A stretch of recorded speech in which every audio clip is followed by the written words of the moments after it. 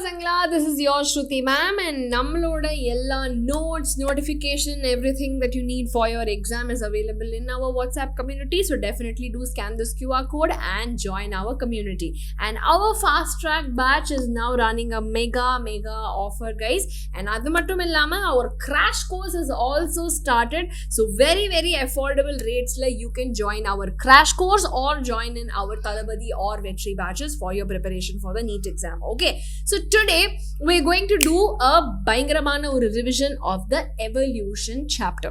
So இந்த ஒரு chapterல what are the top 5 topics you need to remember அப்படின்னு பார்த்தீங்கன்னா, firstly most commonly asked is your Hardy-Weinberg principle and factors that affect the genetic equilibrium.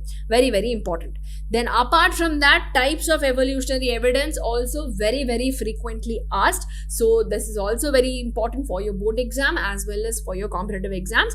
Then when you look at origin of life, எப்படி all the theories and major-ஆ chemical evolution theory அதுதான் வந்து is widely accepted and very important. So அது படிக்கணும். Then mechanism of evolution எப்படியெல்லாம் நடந்திருக்கும் அப்படிங்கிற theories, what Lamarck said, Darwin said, De Vries said, இது எல்லாமே படிக்கணும். Then coming to adaptive radiation and convergent evolution, இந்த ஒரு பார்ட் வந்து ரொம்ப repeated-ஆ they ask this question. So all that we are going to definitely cover in today's class. Okay, so நம்ம countdown series-கான ஒவ்வொரு சாப்டரும் முடியும் போது டிஸ்கிரிப்ஷன் பாக்ஸ்ல லிங்க் இருக்கு பசங்களா, ப்ளீஸ் ஃபில் த லிங்க். யாரெல்லாம் கன்சிஸ்டண்டா பெர்ஃபார்ம் பண்றீங்களோ உங்களுக்கு ஒரு சூப்பரான ஒரு மென்டரிங் செஷன் வந்து நம்ம டீச்சர்ஸ் கிட்டே இருந்து உங்களுக்கு கிடைக்கும். அண்ட் அப்பார்ட் ஃப்ரம் தேட் வந்து நீங்க நம்மளோட சேனல்ல நீங்க ரெகுலரா பார்த்துட்டே இருந்தீங்கன்னா you will have cumulative test and இந்த கியூமுலேட்டிவ் டெஸ்ட் லிங்கை நீங்க ஃபில் பண்ணும் பொழுது உங்களுக்கு அதுலேருந்து கேஷ் ப்ரைஸ் கூட நீங்க சூப்பரா வின் பண்ண முடியும். ஓகே, ஸோ அதனால வித்தவுட் எனி டிலே நம்ம சேனலை செக் அவுட் பண்ணுங்க, வாட்ஸ்அப் குரூப்ல ஜாயின் பண்ணிக்கோங்க. so that எல்லா notifications everything will be at your fingertips. All right, so let's start with the revision for our evolution chapter. So firstly, Hardy-Weinberg's principle is a very simple equation. So they said that if you take the allelic frequency of a dominant, which is A, and if you take a recessive, okay, small a, as Q, then நம்மளுக்கு டோட்டலா P plus Q will be equal to 1 and ஒரு normal binomial expression வந்து P plus Q whole square அப்படின்னு பண்ணீங்கன்னா அந்த ஒரு full பாப்புலேஷன்ல P square அப்படின்னா PP means AA plus இந்த 2PQ அப்படிங்கிறது என்ன, ஹெட்டரோசைகஸ், பிளஸ் ரெசசிவ்ங்கிறது என்ன, A. இந்த ஈக்குவேஷன் வந்து is equal to 1. So equal to 1 இருந்ததுன்னா it will be set to be in a genetic equilibrium. இதுதான் இவங்க நமக்கு சொன்னது. ஸோ ஜீன் பூலுங்கிறது என்னது, மொத்த பாப்புலேஷன்ல என்னெல்லாம் அலீல்ஸ் இருக்கோ அதுதான் ஜீன் பூல். அதுல ஒரு பர்டிகுலர் அலீல் எத்தனை தடவை ரிப்பீட் ஆகுது or how many times it's being repeated is what we call as the allele frequency, and the sum of these allele frequency will always be equal to 1.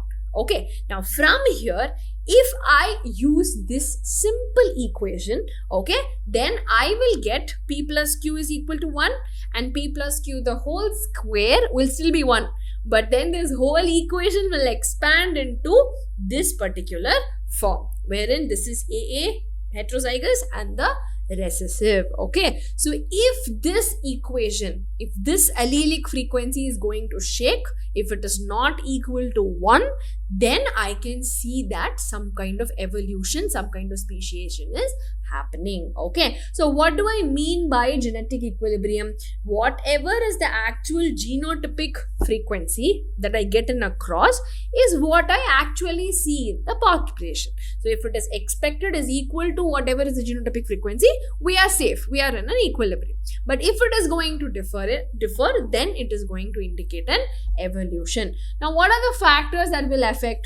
First, we're going to talk about the gene migration. I have a population, I have some genes that are floating. Now if one particular group suddenly will go and join another population, or suddenly one group will move out into another population, then what will happen? Then because of that my frequency will change. So both where it goes as well as where it left from, there will be a difference in the equation. Okay, so that is a major thing. Second thing is genetic drift.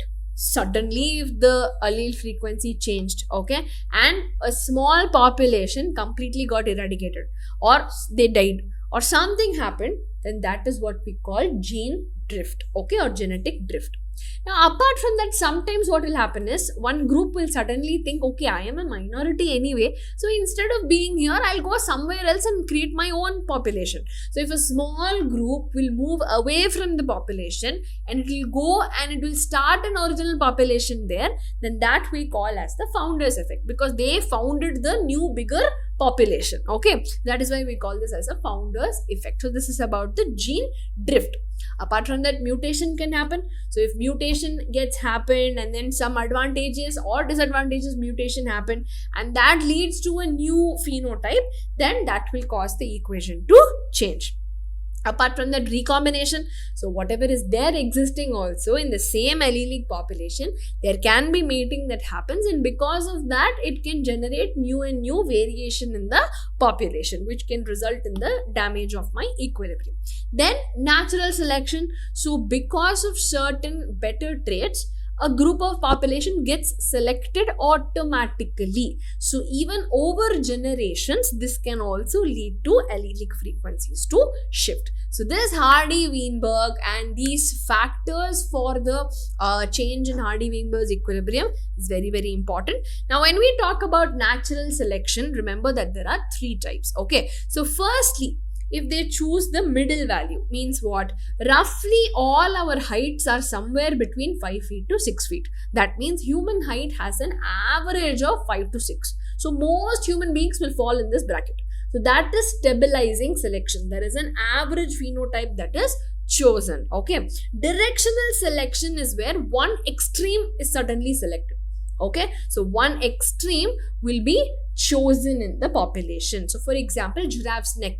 Only long necks are there in a giraffe. So there is an extreme phenotype that is chosen by the nature itself. Now disruptive is when both extremes will be favorable. Means what? For example, industrial melanism, I will choose either black or white, but I'll choose both. Right? It's nothing like nobody, one new species came in between and all, didn't happen. But more than the middle or the average values, the extreme values are chosen. That is a disruptive selection. So stabilizing, then disruptive and directional. Three types of natural selections are there. Okay, these are the graphs, so you can remember which selection is what and also support it with your answers. Okay, now remember that all these notes is available in the WhatsApp community, so don't forget to join the WhatsApp community. Okay, it will help you score a lot more marks. And from Xylem, along with the fast track batch and our Talabadi and repeaters batch, we also have our XPL course which has been launched. So definitely do check it out and enroll to the program if you are interested. Okay. Now coming to the evolutionary evidence, yes, okay, evolution happened, but who is going to tell us that? All these evidences. So that includes firstly paleontological evidence, which is the fossil. So based on the remains, the impressions, whatever we get, we can see what kind of species lived in the different geographical periods, okay, time periods, and how they have evolved to what they are today. Okay, so that is first thing. So what do they show us? They show us that in older rocks, there were simpler organisms. In newer rocks, it is more complex. So how the life has changed over time, easily we'll be able to see. Okay, so for example, dinosaurs, we found the fossils and we understood that dinosaurs were there. Now, depending upon the different dating methods, we can find out the age of the fossil. So we can understand that, okay, they lived here 300 million years ago, or 60 million years ago, or whatever it may be. Second thing, embryological evidence. Now, what happens is, if you look at a chick, if you look at a fish, if you look at a frog, if you look at a bird, if you look at a human being, all the embryos show very similar structure. Like we had a tail when we were a baby inside the womb, we had gill slits. So all of this, including humans, show that these embryos don't directly come off to the adult stage. Okay, what they do is in early developmental stages, they will indicate their ancestry. They will start from what they came from, their origin, and then only they will change to the more adult, whatever features are needed, everything will come later. So as an embryo, it will always be starting as a as a ancestral mark of what all features we had in the past. Okay, so like you can see here, all of this looks same, but when they all grow up, they are all different. Okay, this is what we get from the embryology. Now, third thing is comparative anatomy. So if you see here, there are so many similarities and differences between the different organisms, organs. Okay, that is what we are going to talk here. Firstly, homologous organs or divergent evolution means what? We all live in the same house, but from there, Appa is going to the I don't know, he's a doctor, he's a lawyer, he's a tailor, he's a this, he's a that, Amma is a teacher, Amma is a chef, or brother is an engineer, or whatever they may be. They're all going from one house to other places. So origin is the same, structure is the same, they have common ancestry, but they do different functions. Okay, so that is the first thing that you have to understand. Okay, now apart from that, we will have the forelimbs. Okay, so forelimbs is a beautiful example. So if you see, all our forelimbs have the same pattern, same constructive anatomy, but their functions are completely different. Same thing with the plants also. The thorns of the bougainvillea and the tendril both came from the same place, but they are modified for different uses. This is homology. Same thing opposite. Now, I am coming from somewhere, you are coming from somewhere, your friend is coming from somewhere, we all come from different houses. But what are we doing? We're doing the same function, we are preparing for the exam.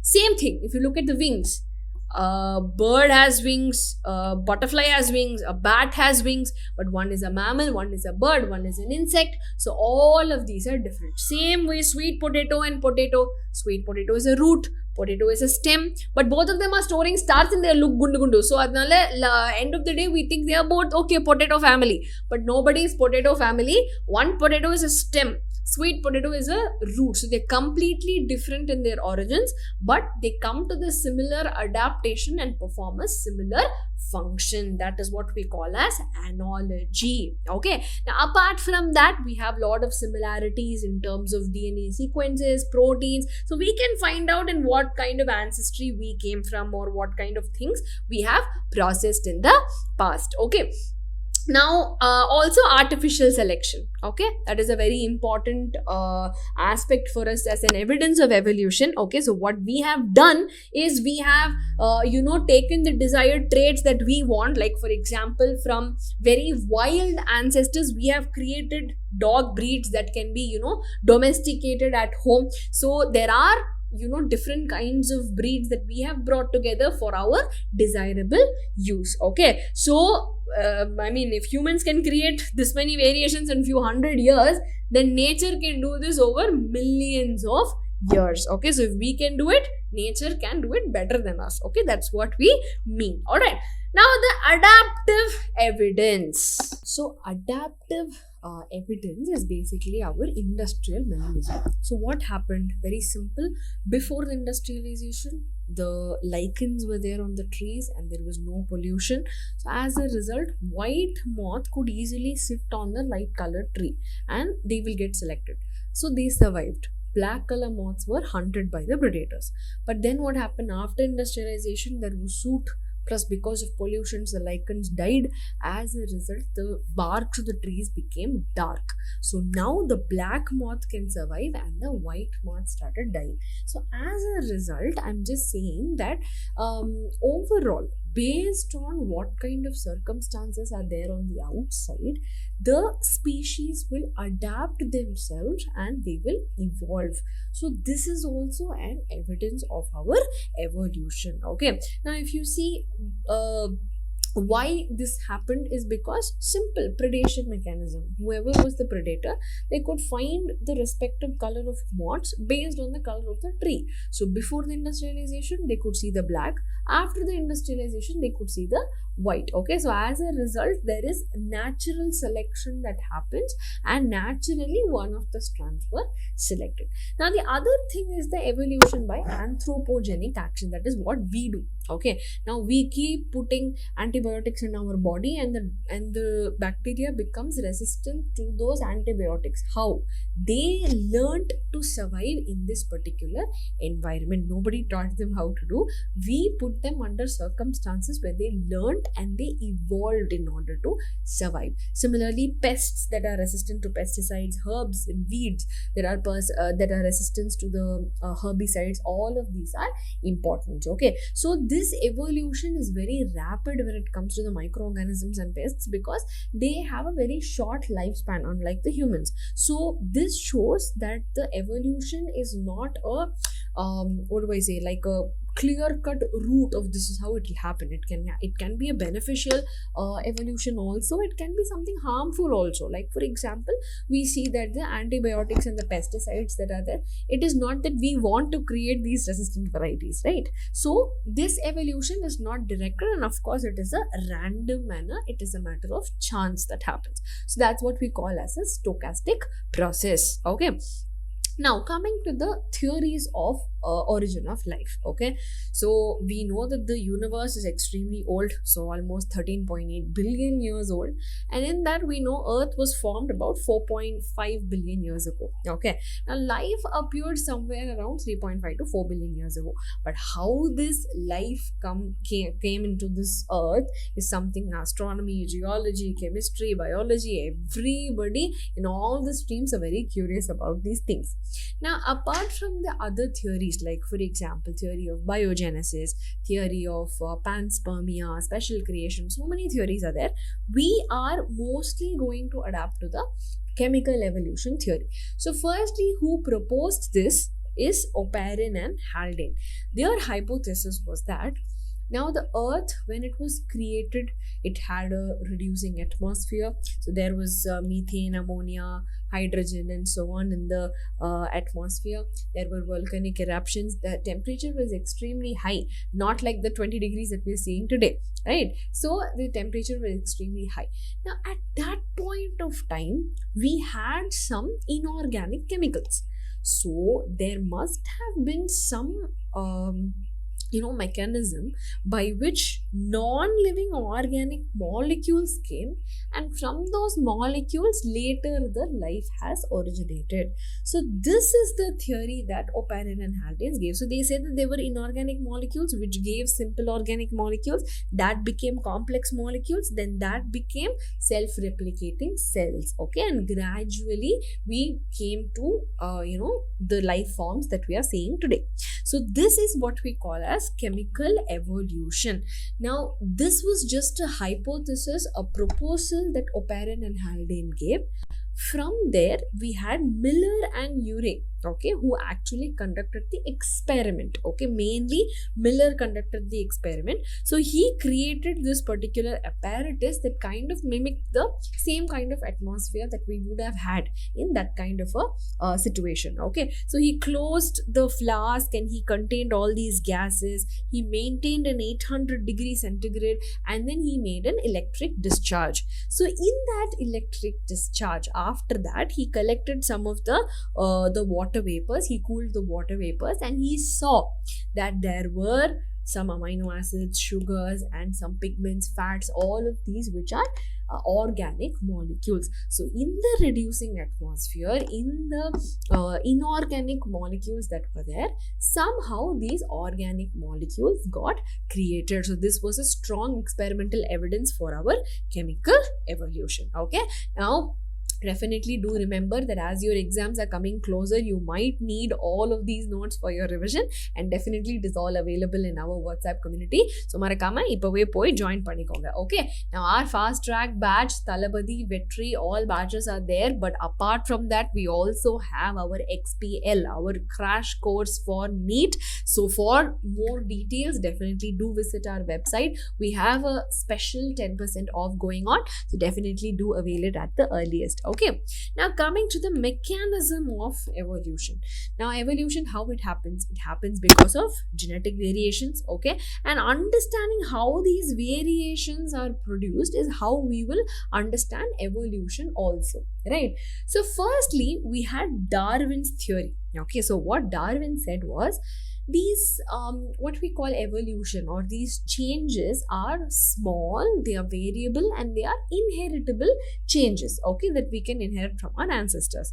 Now these changes are going to be gradual, okay, slowly they will change, they will happen in one direction. Okay, we know what they're going to become, and it will be directional, and it is driven by the natural selection, meaning whoever will adapt to the environment better, they will produce more offsprings, and they will be better selected by the nature. So survival of the fittest is what he said. Okay, but how these variations are coming, or how these traits are being inherited, all this they didn't know, because that time they didn't know the Mendel's work on genetics was happening. Okay, now after Mendel came another scientist who was Hugo de Vries. So he was working on the evening primrose, and he said that, look, it can't be that it is a small directional slowly happening evolution and all.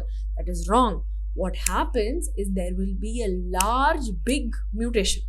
Okay, so it is not small continuous, but it is a sudden large random mutation that happens. So that random mutation can be positive, can be negative, something that we want, something that we don't want, that we cannot say. Okay, but it will be directionless. So this kind of sudden mutations, he called it as a saltation. So single step large mutation is called as saltation, which he said will cause the evolution to happen. So suddenly one large something will happen and a new species will come about. So this kind of a mutation is what will cause the evolution to happen, is what Hugo de Vries said. Okay, now the modern understanding is that, combining the knowledge of genetics about the evolution and all the theories, we understand that this evolution happens because of the allele frequency changes. That's what we studied in the beginning, no, Hardy-Weinberg's equation, and all the different factors that will affect this particular frequency or affect this particular equilibrium is what will cause the evolution to take place. Okay, so this interpretation will combine genetics, it combines Darwin's laws, okay, and it also combines all these theories into the modern understanding of the theory of evolution. Okay, now coming to the last topic that you have to remember for this particular series, for this day, is that the adaptive radiation and the convergent evolution. Okay, so firstly, what is this adaptive radiation? In a particular geographical space, okay, so we're all in the same house, we're all sitting for dinner, but then if I want one particular dish, I have to wait. So either I can wait, I can starve, I can die, or I can choose to eat something else and I can survive. That is what Darwin saw in the Galapagos Island. Okay, so we can call them as Darwin's finches. So initially these finches were seed-eating forms. Okay, from seed-eating forms, now slowly they realized that so much of demand is there for seed. Either I should eat seed and survive, or I should die. Instead of dying, some of them started eating fruits, some of them started eating seeds. So like that, within the same geographical area, there were so many finches who had different beaks. Okay, so this is because many varieties evolved from the same common ancestors. Okay, so then they became seed eating, insect eating, plant eating, and so on. So this shows that the evolution can happen within the same area itself. So from a common ancestor, so many different finches had evolved. So this is what we call as adaptive radiation. So where within the same geographical area, one ancestral species evolves into so many new species. Okay. Now, this single finch to many species of modified beak is one example, but the other example is the marsupials. Okay, so there was one ancestral marsupial from which we have small to big so many marsupials: kangaroo, koala, Tasmanian wolf, marsupial mole. Everything evolved within the same continent of Australia from the same common ancestor. So this also we started at a point and we are radiating out. So this is called as adaptive radiation. Now, the opposite of adaptive radiation is what? Convergent evolution. So that means unrelated organisms in different places, they evolve and they come to similar habitats and they share the same ecological space and become similar to each other. For example, there were some placental mammals. Now, these mammals, they lived across the globe and some of them went off to Australia. Now, these Australian marsupials and placental marsupials never got to meet each other. But the placental wolf and the Tasmanian wolf are so much similar. The placental mole and marsupial mole are so much similar. So these are similar because they evolved in the similar kind of environments and they had similar kind of functions to do in the similar kind of regions. Okay, that's all. So even if they did not have a common ancestors, they ended up coming up to the same similar habitats and similar functions that they do. So from somewhere and all, they just came to one single square, which is our respective organism. So this is called as convergent evolution. Okay, now like we had a dolphin, we had a platypus, we have shark, we have the duck. So all of these are very similar to each other. Okay, just that, see, this and this have similar body forms, similar kind of many things, but they are still living in different areas in different aspects. Okay, so majorly marsupials in the Australian habitat as well as the placental mammals in the other parts of the globe, they all, like for example the mole, okay, they share the same niche and they have evolved similar, but they don't have the common ancestor. So with this, we have finished our evolution chapters revision. So whatever 5 topics I said, if you can remember them, if you can remember the examples and put that down in your paper, it will be 100% useful for all of you. Indikoda test, today's test is there in the description box. So don't forget to go and check out the link and attempt the test. Okay, so I'll be monitoring each one of your progress. So definitely make sure that you attempt. If you have any other doubts, definitely do comment and I will see you all in the next class. But before that, do join our WhatsApp community for all the notifications. Our Xylem's crash course is live now, so you can go and take your admission at the earliest. Okay, all the best.